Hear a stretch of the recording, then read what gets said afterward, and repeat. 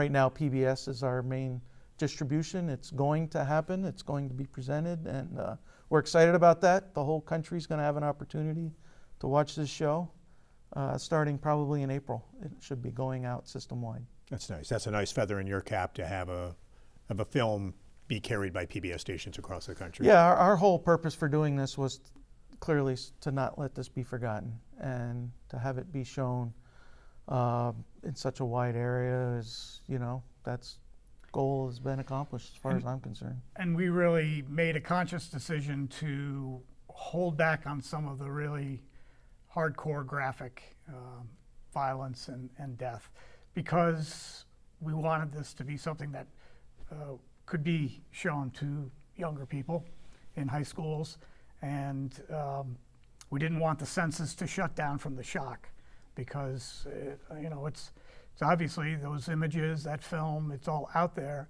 It's very clear how gruesome and it was, but we wanted it to be a story about Vladimir, about the human spirit, and to try to not have people shut down, like I said, in shock. There are probably a number of teenagers, 20-somethings, who are young enough that they're not familiar with the story. That's part of it, to make sure that the new generations see the story.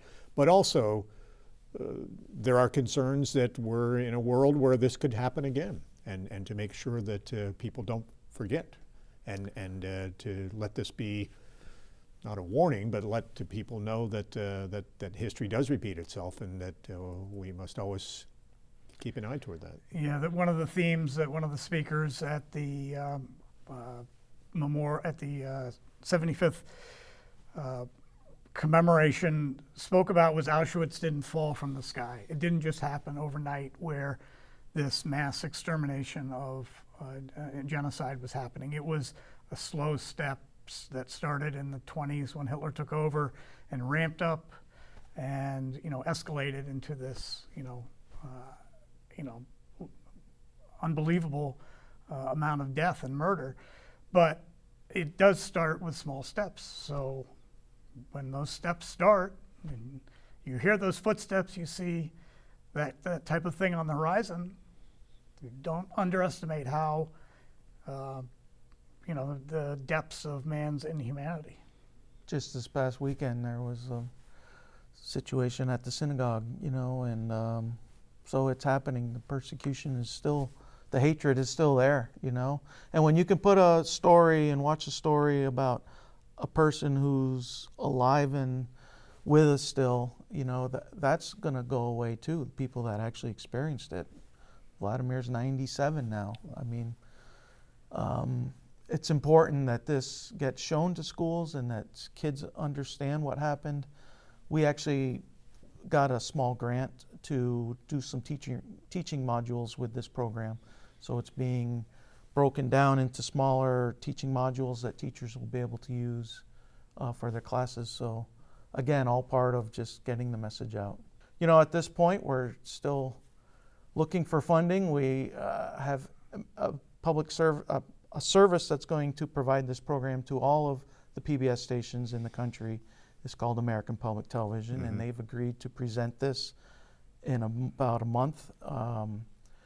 So we have until second week of February to get some sponsors, and so if anyone has a company, or if you'd like to put your family name on, say, this program was brought to you by the families of, we can do that still, but we have till about mid-February.